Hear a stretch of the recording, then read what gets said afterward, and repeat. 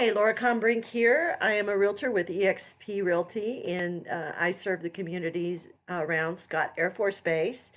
And this is the third in my series of videos talking about the steps you need to take to prepare to sell your home. The first video, we talked about decluttering. I'm looking at my notes over here.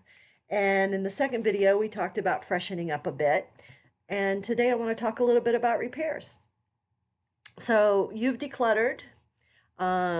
You've pulled furniture away from the walls, and you've done some great carpet cleaning and spot checking for new paint, things like that. Okay, so now we come to the place of repairs.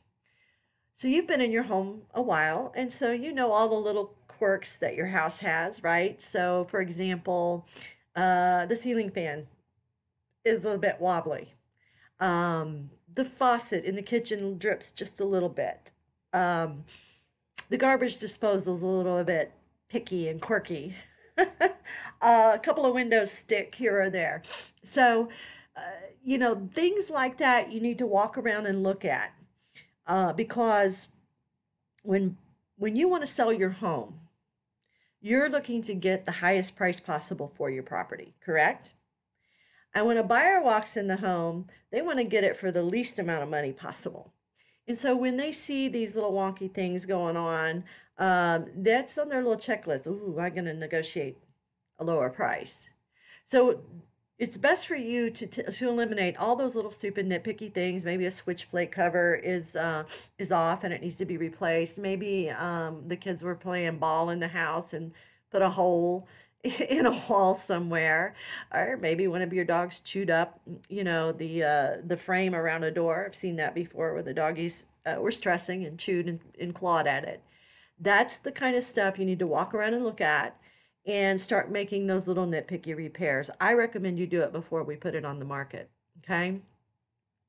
The first impression is the most important, and so we want to make sure that we put our best foot forward when we list that home, because the first 7 days is like massive traffic on any new listings. So let's make sure that those little nitpicky things are taken care of.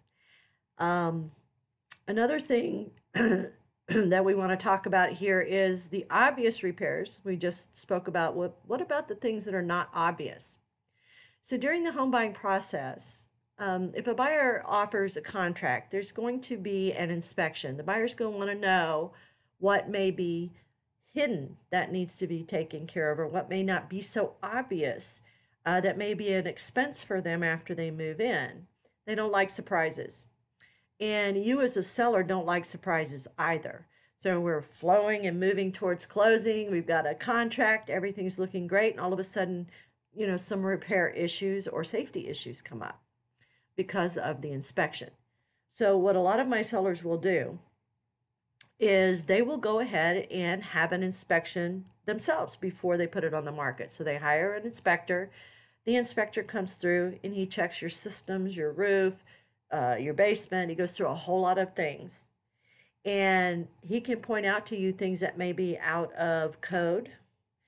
They can point out to you things that that might be a safety issue with your home that would prevent you from getting, a closed contract. Now, you don't have to do this. You don't have to get an inspector, but I guarantee you that you're not going to want surprises. Okay, and this is a great way to avoid some of them, not all of them, but some of them. Selling your home is stressful enough. So I would recommend an inspection just so you can go ahead and take care of any issues that would prevent a buyer from paying the full market value on your home. I think that's probably the best approach. And I want you, if I'm listing your home, I want you to get the maximum amount of money for your property as possible. Okay.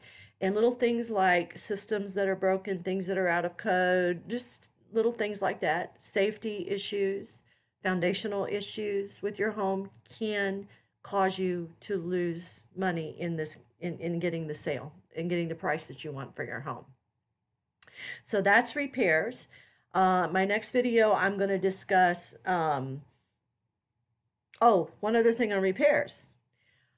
There's a difference between repairs and upgrades, repairs and renovation. Okay?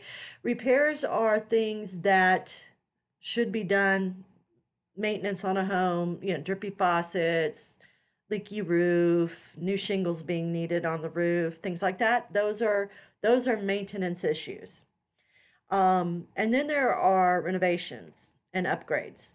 So the difference in repairs and upgrades, let's say my home is a little bit dated and I have my appliances work great, but they're dated. My flooring in my kitchen is dated. My countertops are, older. My bathroom, is older and out of style a little bit. Things of that nature I would put under the category of renovations. Now, I'm telling you, when you're preparing your home to go on the market, I want you to make repairs, okay? You don't need me to tell you what repairs need to be made, although if I come in and preview your home, I'll point some things out if I see them. Renovations are a different animal altogether. And what I see happen a lot of times with sellers is you guys will do these upgrades that you get really excited about, and you'll do all kinds of really cool things, and you're expecting to get return on that investment. If I do this, it'll increase my home value by this much. And a lot of times y'all will do that without speaking with a realtor first. So when we talk about renovations and upgrades in your home, we need to make sure that what you're doing is actually going to add to the value of your home. Painting doesn't add to the value of your home, okay? And a lot of people will repaint and think they're going to get $5,000 more for their home. It's not how it works.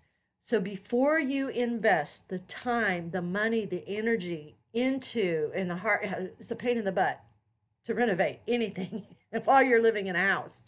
So before you invest the time and the money and the effort, I would highly recommend that you have a realtor come in, do a home evaluation based on the current condition of your home, discuss what things could be done to bring up the value of your home before you invest in doing it.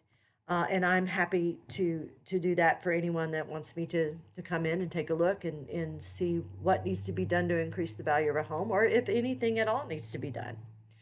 Most of the time, it doesn't really take that much. So that's it for today. That's on repairs and renovations. I threw that in there. That's a bonus. You're welcome. My name is Laura Kombrink. I'm a realtor with EXP Realty, and I serve the communities around Scott Air Force Base.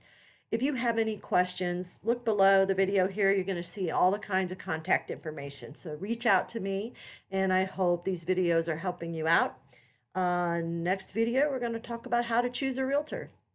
Have an amazing day. I'll talk to you later.